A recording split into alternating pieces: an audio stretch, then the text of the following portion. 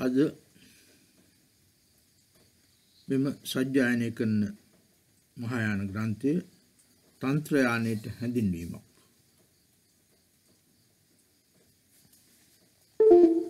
මෙම කෘතිය රචනා කර ඇත්තේ ටිබෙට් ජාතික ටිබෙටන් යේෂේ ලාමා තුමා විසින්. Introduction to තන්ත්‍රයාන කියන නමින් මේ පොත රචනා කරලා තියෙන්නේ. මේ සිංහලට පරිවර්තනය කරලා තියෙන්නේ W.M. ගුණතිලක මහාචාර්ය W.M. ගුණතිලක සහ මහාචාර්ය ගුණපාල ධර්මසිරි යන දෙපළ විසින්. මේ පළමු මුද්‍රණය 2007 වර්ෂයේ සිදු කරලා තියෙන්නේ. ඊට පස්සේ මේ පොත ඇත්තටම දෙවන මුද්‍රණයක් ඇටියට පළ කළා නැහැ.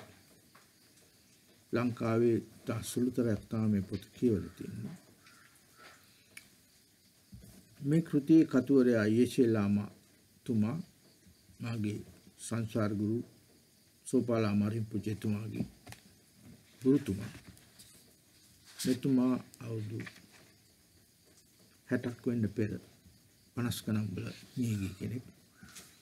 මෙතුමා මිය ගියාට පසු කාලීනව මෙතුමා හඳුනගෙන තියෙනවා ලාමා උසිල් නමින් අද හඳුන්වන ප්‍රංශ ජාතික ලාමාවරයෙක්. එතුමාගේ පොත අද සිටම සජ්ජායනය කරනවා. අද දිනේ 2022 වර්ෂයේ ජූලි මාස 23 වෙනිදා අලියම් 5 මාට කෘතිය සජ්ජායනය කරන්න පටන් ගන්නවා. Introduction to the Tantra Tibetan Yeshe Lama තන්ත්‍රයානයට හැඳින්වීමක්. ටිබෙටන් යේෂේ ලාමා තුමා විසින්. පළවෙනි පරිච්ඡේදය මූලික සුද්ධත්වය. බුදු සමයේ ආරම්භකයා වූ ශාක්‍ය මුනීන්ද්‍රයන් වහන්සේ බෞද්ධ තන්ත්‍රයන් නමින් හඳුන්වන ලබන ඉගැන්වීම් හා ප්‍රාගුණ්‍යයන් ශාක්‍ය මුනි බුදුන් වහන්සේගේ කාලය දක්වා අවුරුදු 2500ක් තරම් ඈතට දිව යන්නේය. ඓතිහාසික බුදුන් වහන්සේ උන්වහන්සේට පෙර හා පසුව බුද්ධත්වයට පැමිණියා වූ අනිකුත් බොහෝ සත්‍යයන්ගෙන් වෙන්කොට හඳුනා ගැනීම වශයෙන් ක්‍රිස්තු පූර්ව 6 වෙනි සියවසේදී සිද්ධාර්ථ නම් ඉන්දියානු රාජකුමාරයෙකු වශයෙන් ඉපදුණහ. සාම්ප්‍රදායික මූලාශ්‍රයන්ට අනුව ඔහුගේ මුල් අවුරුදු 29 ගෙවුනේ ඔහු ඕනෑවට වඩා ආරක්ෂා කිරීම තැත් කළා වූ පියාවන සුද්ධෝදන රජු විසින් පණවනු ලැබූ සුඛෝභෝගී මන්දිරවල සිරකර තැබූ තත්ත්වයෙන්. කල්යාමේදී ජාති ජරා හා මරණ පිළිබඳව මුල්වට දැනගැනීමෙන් පසුව ඔහු තමාගේ පියාගේ ග්‍රහණයෙන් මිදී සියලුම දුක් සහ අතෘප්තිකර භාවයන් අවසන් කර දැමීම සඳහා මාර්ගයේ සෙවීම ආරම්භ කළේ. ඔහු 6 අවුරුද්දක් මුළුල්ලේ තමාගේ ශරීරය හා මනස තමා යටතට ගෙනීමේ අදහසින් ඉතා දැඩි තපස්චාර්යාවේ හා ආත්ම නිෂේධනයේ යෙදුණේය. එයින් අවබෝධ වුණු එකම දේ නම් ඔහු කලින් අනුගමනය කළ කාම සුකල්ලිකාන යෝගයේ මෙම අන්තගාමී මාර්ගයේද වැරදි පැත්තට යොමු වුණ එකක් බවයි. අනුක්‍රමෙන් කාමසිකල්ලිකාන යෝගයේ සහ අත්ථකිලමතාන යෝගය යන මාර්ග දෙක මෙන්ම අනිකුත් සියලුම අන්තගාමී මාර්ගයන්ද අතහැර දාමින් මධ්‍යම ප්‍රතිපදාව අනුගමනය කරමින් උන්වහන්සේ තම මනසින් දුක සහ අවිද්‍යාව පිළිබඳව ඊ타මත්ම සියුම් වූ හේතු ප්‍රත්‍යයන් පවා උගුලවා දැමීමට සමත් වූහ. මේ අයුරින් පරම සම්‍යක් සම්බුද්ධත්වය සාක්ෂාත් කළහ. බුදුවරයෙකු බවට පත් වූහ.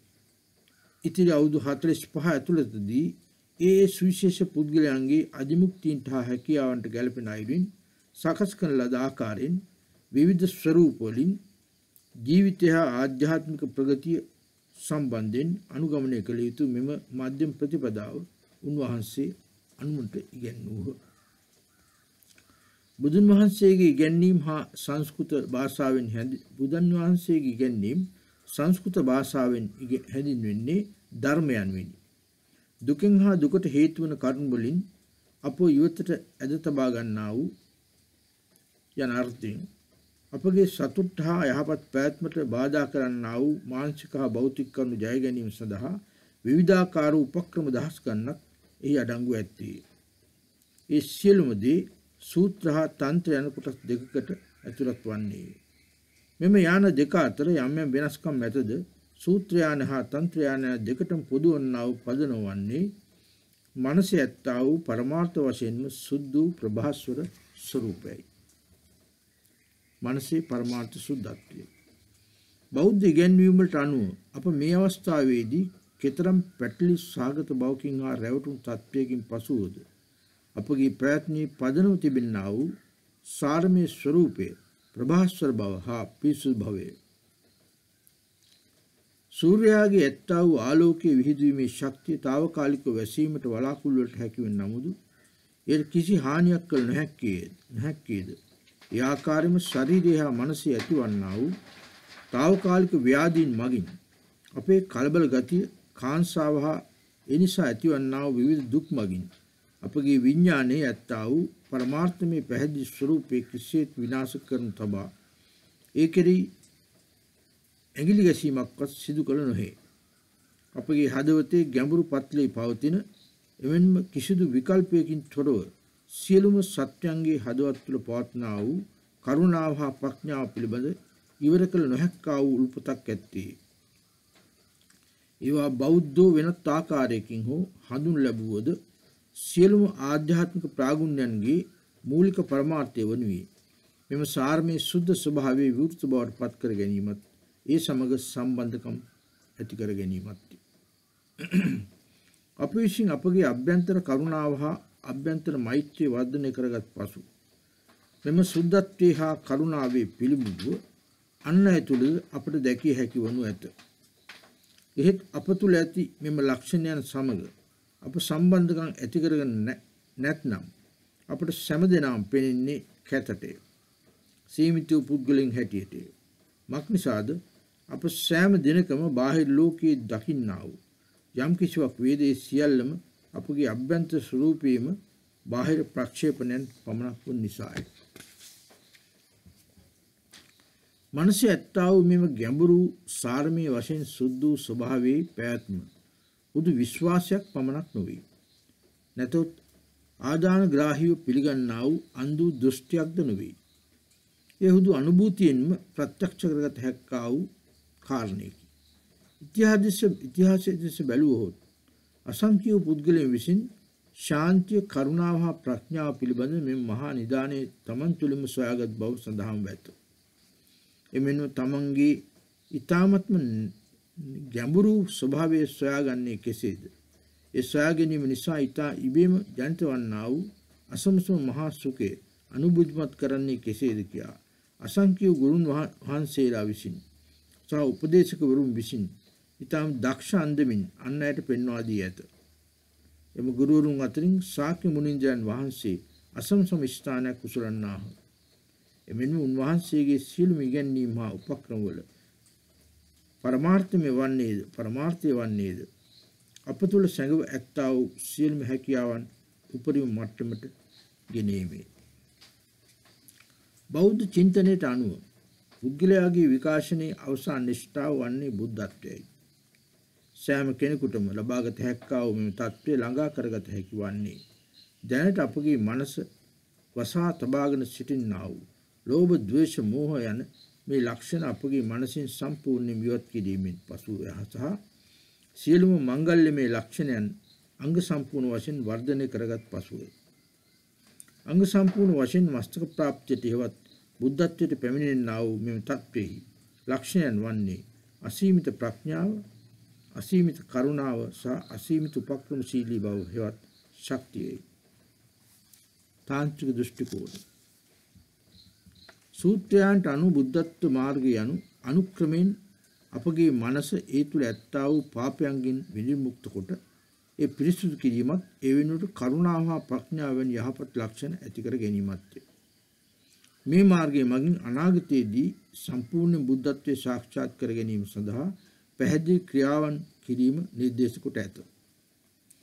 සීල, සමත, විදර්ශනා යනාදී වශයෙන් මේ ආකාරයෙන් අනාගතයේදී ඇතිවෙන්නා වූ ප්‍රතිඵලයන් සඳහා හේතුන් උත්පාදනය කිරීම පිළිබඳ මෙබඳු අවධාරණයක් තිබෙන නිසා සූත්‍රයන්හි සඳහන් වන්නා වූ මෙම අනුභූතික අනුක්‍රමික මාර්ගයේ සමහර අවස්ථාවලදී හඳුන් ලබන්නේ බුද්ධත්වයේ සඳහා ඇත්තා වූ හේතුමය යානේ හැටියට.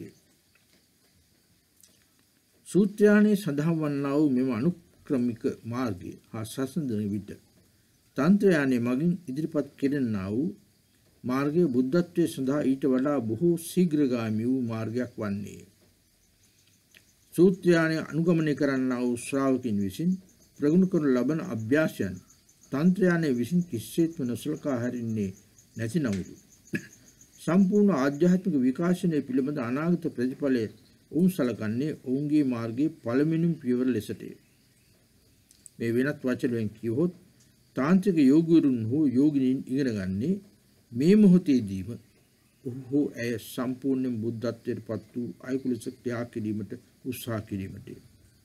මේ බල සම්පන්න වූ දෘෂ්ටි කෝණය මගින් අනාගතයේදී ප්‍රතිඵලයක් වශයෙන් බලාපොරොත්තු වන්නා වූ පූර්ණ බුද්ධත්වයේ ආධ්‍යාත්මික ප්‍රාගුණ්‍ය සිදුවන්නා වූ මේ මොහොත කරා ගැනීම නිසා විටක තන්ත්‍ර යානේ හඳුන්වා ඇත්තේ බුද්ධත්වයේ පිළිබඳ ඵල යානේ හැටියට.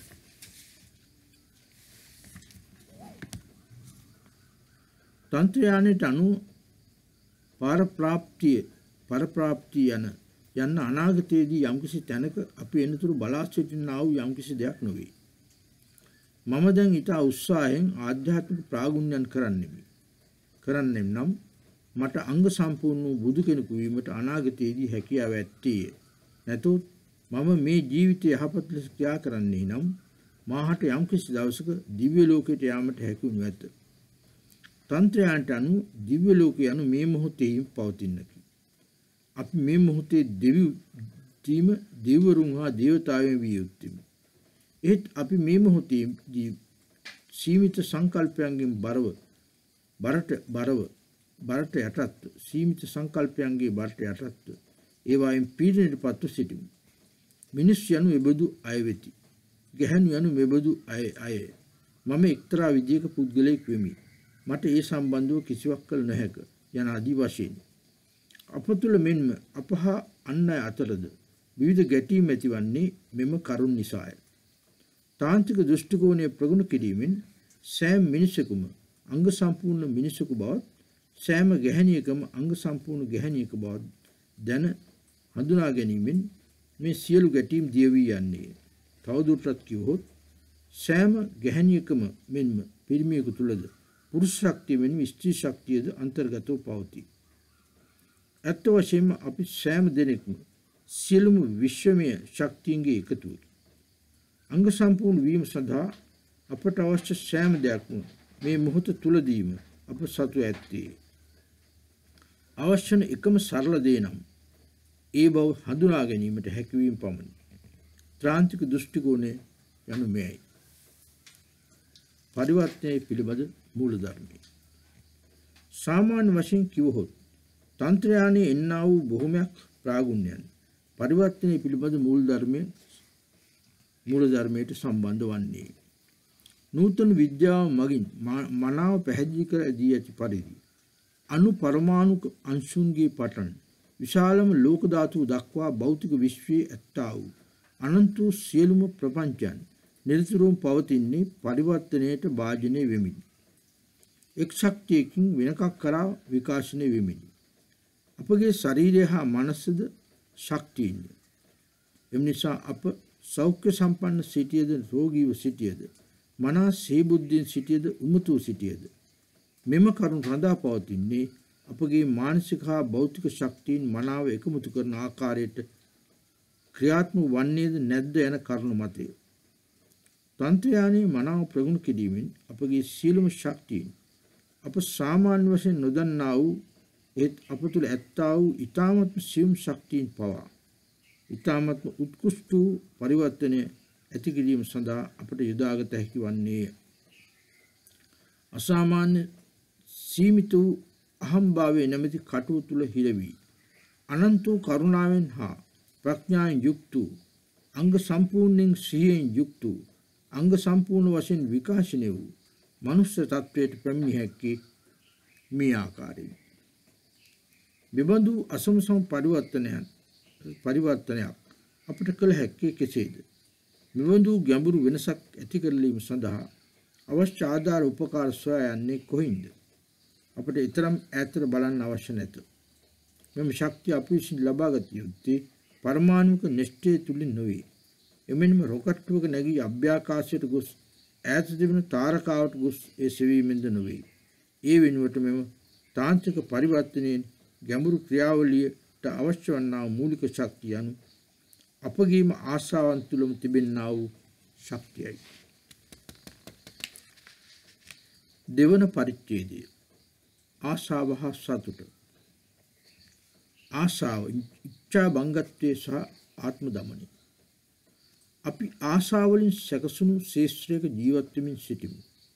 උදේ අවදි වුණු අවස්ථාවේ සිට රාත්‍රී නිින්දට වැටෙන මොහොත දක්වා පමණක් නොව අප දක්නා සීනයන් තුලදී පවා අප මෙහෙම ලබන්නේ ආශාව විසින්. අපගේ සෑම ඉන්ද්‍රියක්ම ඒට නියමිත ආහාරය සඳහා බලවත් සුද්ධාවකින් පසුවන්නේය. ආශාසිතන හැඩහා වර්ණයන් දැකීමට අපගේ ඇස ආශාවෙන් පෙළෙන්නේ. අපගේ කනට අවශ්‍ය වන්නේ මිහිරි හඬවල් ඇසීමටය. අපේ නාසය අපට ප්‍රියමනාප සුවඳවල් බොහෝ නිද්‍රාශීලීව ඉඹින්නේ. එහෙත්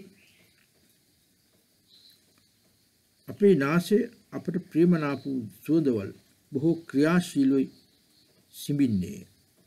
එහෙත් ඒට අමනාප ගන්ධයන්ගෙන් ඉතා පිළිකුලින් ඉවත් වීමට යොහුසුළු වන්නේ. සිත් ගන්නා වූ නව රසයන් වින්දනය කිරීමට අපේ දිව ඒ තැන් සොයා යන්නේ. එමෙන්න අපගේ ස්පර්ශ ඉන්ද්‍රිය නිතරම සොයමින් සිටින්නේ කුමක් වූ ප්‍රියමනාප දෙයක් ස්පර්ශ කිරීමටය.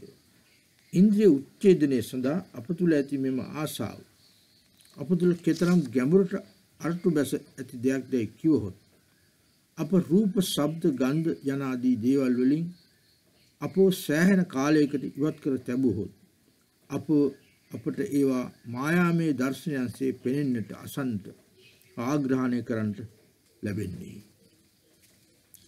අපගේ ආශාවන් සීමා වී පවතින්නේ අප දකින්නා වූ, අසන්නා වූ, ආග්‍රහණය කරන්නා වූ, රස බලන්නා වූ සහ ස්පර්ශ කරන්නා වූ දේවලට පමණක් නොවේ. අපගේ දිව රසයන් කෙරෙහි පිපාසයකින් පසුවන්නේ යම්සේද. ඒ ආකාරයෙන්ම අපගේ මනස ඉතා කෑදරන්දමින් අදහස් පසුපස එළවා යන්නේ. ඥානෙ, කීර්තිය, ආරක්ෂිත භාවය හා සෑහීමට පත්වීම වැනි වූ වියුක්ත සංකල්පයන්, මනස් සංකල්පයන් පසුපස කෙතරම් උද්‍යෝගීන් ගමන් කරන්නේ දැයි කිවහොත් අප ඒවා සලකන්නේ අපේ අතේ ඇති දෙයක් හැටියට හෝ අපගේ ඇසින් දැකිය හැක්කා වූ දෙයක් හැටියට.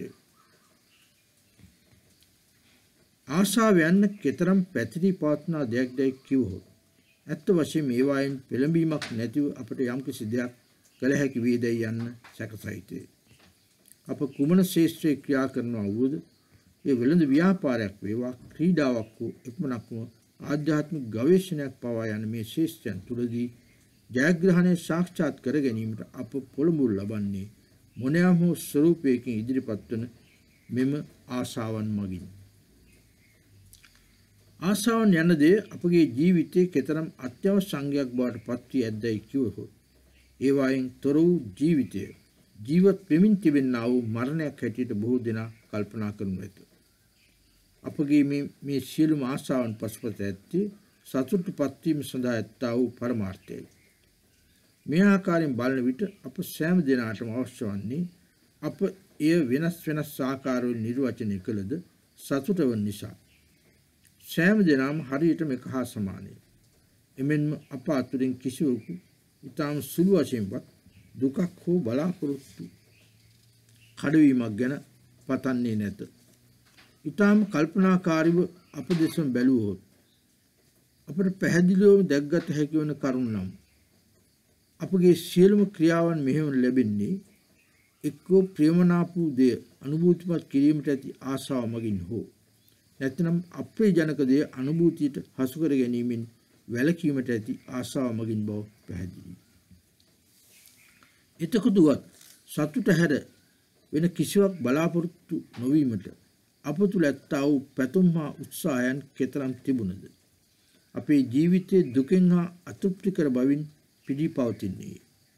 අප ඊතා මහන්සින් වෙහෙස වී ලබාගෙන ඇත්තා වූ ඊතා වටිනා වස්තු එක්කෝ කැඩි බිඳී යන්නේ. නැතොත් නැතිවන්නේ. නැත්නම් සොරකම් කරනු ලබන්නේ. එසේත් නැත්නම් එය අපට තවදුරටත් සතුරක්ගෙන් නොදෙන තත්වයකට පත්වන්නේ. අපගේ ප්‍රේමණීය සැමියා හෝ බිරිඳ ඊතා ඉක්මනින් අපගේ දරුණු වෛරක්කාරයා බවට පත්වන්නේ.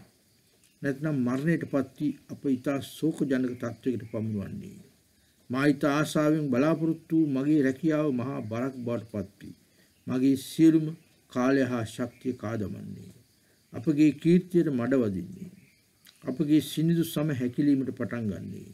අපගේ තියුණු බුද්ධිය මලානික වී යන්නට පටන් ගන්නේ. මේ සෑම ආකාර වලින් එවිට අපගේ සැපත අපගේ ග්‍රහණයෙන් අත්මී යන්නේ.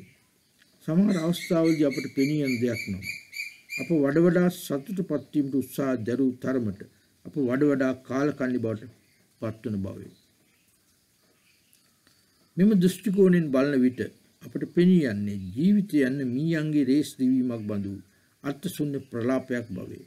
සතුට සොයා ගැනීම සඳහා යන්නා වූ අපගේ සියලුම උත්සාහයන් විසින් අප ගෙන යනු ලබන්නේ චක්‍රාකාර වූ ගමන් මාර්ගයක් තුළයි.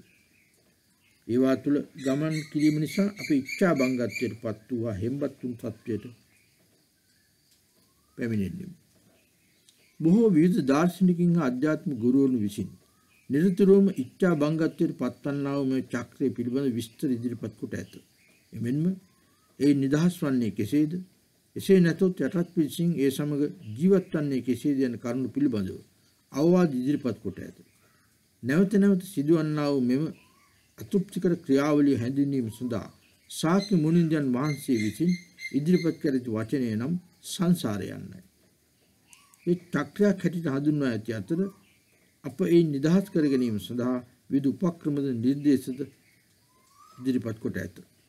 උන්වහන්සේගේ කේන්ද්‍රීය ඉගැන්වීම් වලින් පැහැදිලි වන දේ නම් අපගේ සියලුම ප්‍රශ්න හා බලාපොරොත්තු කඩවීම් වල ප්‍රධාන මූලය වන්නේ අවිද්‍යාව මගින් ජනනය කර ඇත්තා වූ ආශාවන බවේ. නිර්වාණයවත් මෝක්ෂය සාක්ෂාත් කරගනු ලබන්නේ එම සියලුම ආකාරයේ ආශාවන් අපගේ හදවත් තුලින් සම්පූර්ණයෙන්ම උගුල්ලා දෙමු ආයින් පසුවයි. අපගේ ඇස කන නාසය යනාදී ආශාවේ දොරටුවන් නිසා මෙම සංසාර චක්‍රයෙන් අත්මිදී නිවන සාක්ෂාත් කර ගැනීමට බලාපොරොත්තු වන අයට උපදෙස් දී ඇත්තේ පංචේන්ද්‍රයන් පිළිබඳ විශේෂයෙන් සැක කටයුතු බවේ. මේවා මගින් අපගේ මනස කෙරෙහි ඉතා අයහපත් වූ බලපෑමක් ඇති කරලීමට උත්සාහයක් දැරෙන බව වහාම හඳුනාගත යුතුය. ඒ ආකාරයෙන් ඒවා ඊටම සීකල්පනාවෙන් යුතුව පරිහරණය කළ යුතුය. තමාගේ මෝක්ෂය ලබා ගැනීම සඳහා මේ මාර්ගයේ යන්නා වූ තැනැත්තාගේ හැසිරීම ඊටම දැඩි ආත්ම දමනයකින් යුක්තවක් විය යුතුය. ඉන්ද්‍රියන්ගේ දොරටු අසල ඊට අවදීන් සිටින්නා වූ දැඩි ද්වාරපාලකයෙකු තබාගෙන ඇතුළට පැමිණීමට කැමැති වන්නා වූ සෑම දෙයක් පිළිබඳව ඊටමත්ම අන්තගාමී වූ සැකයක් පහළ කරගත යුතුය. උදාහරණයක් වශයෙන් ප්‍රේමනාප වූ මිනිසෙකු ගැහැණියක වැනි ආශා කරන්නා වූ දර්ශනයක් දකින අවස්ථාවේදී ධර්ම මාර්ගයෙන් තැනත්තාට දී ඇති උපදේශ නම් එම මායාමය දර්ශනයට වශී වීම නිසා ඇතිවිය හැකි භයංකර අනතුරු පිළිබඳව ඊට අවදීන් සිටිය යුතු බවේ. මේ ආකාරයෙන් පුහුණු වීම දිගින් දිගටම කරගෙන යන විට ආශා කරන වස්තුන් පිටුපස අන්ධව දූගෙන යාමට අප තුළ ඇත්තා වූ ප්‍රවණතාවයේ අපට ලේසියෙන්ම සිදබද දැමිය හැකි වන්නේය. ඒ ආකාරයෙන් දුක හා බලාපොරොත්තු කඩවූ විට අපට අපව ඇදවැටීමෙන් වළකින්නේ. එමෙන්ම එම වස්තු පිළිබඳව අප තුළ ඇති ආශාව අඩු කරලීමට හේතු වන එම වස්තුව තුළ තිබෙන ලක්ෂණ වෙතට අපගේ අවධානය යොමු කරවීමට අපට උගන්වනු ලබන්නේ. උදාහරණයක් ලෙස ලස්සන පුද්ගලයෙකු පිළිබඳව අප තුළ ඇති බලවත් කැමැත්ත අඩු කරලීමට උපකාර වන කරුණක් නම් ඔහුගේ හෝ ඇගේ ශරීරයේ ඇත්තා වූ අපිරිසිදු කොටස් පිළිබඳව තව අවධානය යොමු කිරීමයි. විවිධ ආකාරයේ පුහුණු කිරීම වල පරමාර්ථය නම් ආශාවන් මගින් අපගේ සිත චංචල වීමට ඉඩ නොතිබීමයි. ඒ නිෂ්කාමයේ වශයෙන් බලාපොරොත්තු වන ප්‍රතිඵලය නම් අපගේ දහම මගින් නිරතුරුවම වෙනස් වෙමින් පවතින අපගේ ජීවිතයේ කෙරේ බලපාන ලබන්නා වූ කරුණ වලින් කිසිදු අයුරකින් චංචල නොකළ හැකි වූ ශාන්ත භාවයක් හා නිවුණු භාවයක් සාක්ෂාත් කර ගැනීමයි. ආශාවේ ඇත්තා වූ ශක්තිය උපයෝග කර ගන්නා වූ තන්ත්‍රයානේ වැන්නක් හා සසඳ විට ආධ්‍යාත්ම මාර්ගයේ පිළිබඳ මෙබඳු සුපරික්ෂාකාරී මාර්ගයක් අනුගමනය කිරීම සලකා ඇත්තේ පහත් වූ දෙයක් හැටියටය. ඒත් එබඳු සුපරික්ෂාකාරී වූ මාර්ගයේ වැදගත්කමක් ඇත්තේ නැතයි මෙයින් කිසිසේත් අදහස් වන්නේ නැත. අනිත්යට බලන විට අපගේ මනසට කරදර කරන්නා වූ දේවලින් අපගේ අවධානය ඉවතට ඇදගත යුත්තේ කුමන අවස්ථාවලදීද යන්න දැන ගැනීම ඉතා වැදගත් වන්නා වූ කරුණක්. එසේ වුවද ආශා කරන වස්තුන් පිළිබඳව අප දැක්විය යුතු එකම ආකල්පයේ ඒවායින් ඉවත් වීම පමණක් කියා අප සලකන්නේ නම් අපගේ ආධ්‍යාත්මික පුහුණු කිරීමේ දියුණු පිළිබඳව බරපතල සීමාවන් ඇතිවීමට ඉඩ ඇත්තේ. තන්ත්‍රයානය මේ පිළිබඳව දක්වන ආකල්පයේ බොහෝ වෙනස් වේ. ප්‍රීතිය හා සැපේ යන දේවලින් සෑම ආකාරයකින්ම වැළකී සිටීම වෙනුවට තන්ත්‍රයානය කියා සිටින්නේ අපගේ ආධ්‍යාත්මික ගමන් මාර්ගයේදී ඒ සඳහා අත්‍යවශ්‍ය ඉන්ධනයක් වශයෙන් අපගේ අවශ්‍යතාවයේ මගින් අවස්සා දමන ලද මෙම ප්‍රබල ශක්තිය මහෝපකාරී වන බවේ. අපගේ අවසාන පරමාර්ථය වනුයේ පරම බුද්ධත්වයේ සාක්ෂාත් කර ගැනීම නිසා අපට හමුවන සෑම අනුභූතියක් අත්දැකීමක්ම ඒ කෙතරම් අනාගාමික වූ දෙයක් ලෙස පෙවුනද අධ්‍යාත්මික මාර්ගයට ආධාරකයක් බවට පරිවර්තනය කළ යුතුය. අපගේ මෙම වර්තමාන ජීවිතය ආශාව සම කිසිසේත් වෙන් නොකළ හැකි අන්දමකින් පවත්නා නිසාම අපගේ ජීවිතය ලෝකෝත්තර වූ දෙයක් බවට පරිවර්තනය කිරීමට අප බලාපොරොත්තු වන්නේ නම් ආශාව සතු ඇත්තා වූ මෙම මහා ප්‍රබල ශක්තිය අප විසින් කල්පනාකාරීව ඒ සඳහා උපයෝගී කරගත යුතුය. මේ ආකාරයෙන් තන්ත්‍රයානය මගින් ඉදිරිපත් කරන ලබන්නා වූ තර්කය ඇත්ත වශයෙන්ම ඉතාම සරල වූ එකකි. එනම් සාමාන්‍ය සැපත පිළිබඳව අප තුළ ඇත්තා වූ අනුභූතීන් අත්‍යුත්තම වූ අංග සම්පූර්ණ වූ සැපත ලබා ගැනීම සඳහා මූලද්‍රව්‍ය ලෙස භාවිතා කළ හැකි බවේ. මනසේ ඇත්තා වූ ලක්ෂණයන් වර්ධනය කළ හැකි වන විට ඒවායින් ජනිත වන්නේ ඒවාට සමාන වූ දෙයක් මිස ඒවාට විරුද්ධ වූ දෙයක් නොවේ. මනසේ ඇත්තා වූ හොඳ නරක යන සියලුම මානසික තත්ත්වයන් පිළිබඳව තත්ත්වයේ එසේය. ඒ ආකාරයෙන් බලන විට අතෘප්තිය යන්න කිසිලෙසකින්වත් තෘප්තිය බවට පෙරලෙන්නේ නැත. කාලකන්ණි වූ හැඟීම් තුලින් සතුට වර්ධනය වන්නේ නැත. තන්ත්‍රයට අනුව පරම සුඛී වූ නිර්වාණය සාක්ෂාත් කර ගැනීම අනුක්‍රමයෙන් වඩා දුක්ඛිත තත්ත්වයට පත්වීමෙන් ලබාගත හැකි දෙයක් නොවේ. ලෝකයේ සෑම දෙයක්ම ක්‍රියාත්මක වන ආකාරයට මේ සම්පූර්ණයෙන් විරුද්ධය. අපගේ පරමාර්ථයේ නිෂ්ඨා වූ ශාන්තිය හා නිවුණු බව අනාගතයේදී අපට සාක්ෂාත් කරගත හැකි වනුයේ මේ මොහොතේදී සුළු වශයෙන් ශාන්තිය හා තෘප්තිය වර්ධනය කර ගැනීමෙන්. ඒ ආකාරයෙන් ආශාවන් තුල තිබෙන ශක්තිය උපායශීලී අන්දමින් භාවිතා කිරීමෙන් සහ සත්‍ය සතුට වෙනුවෙන් හඳුන් ලබන අනුභූතිය පුරුද්දක් වශයෙන් වර්ධනය කිරීමෙන් අපට සදාකාලික සතුට හා බුද්ධත්වයේ සාක්ෂාත් කිරීමේ ප්‍රීතිය අනුභූතිමත් කිරීමට හැකිවන්නේය.